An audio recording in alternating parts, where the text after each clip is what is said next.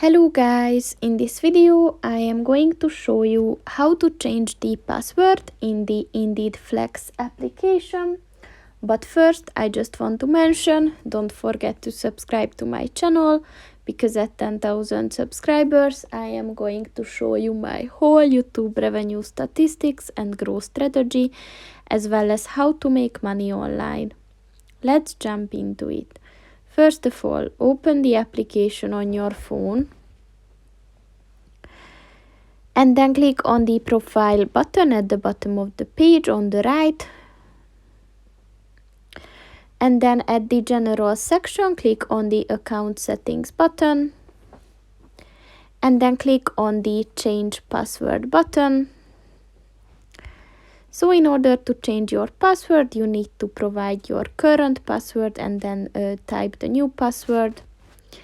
And then just click on the save password button. And that's pretty much it for this video, guys. See you in the next one. Goodbye.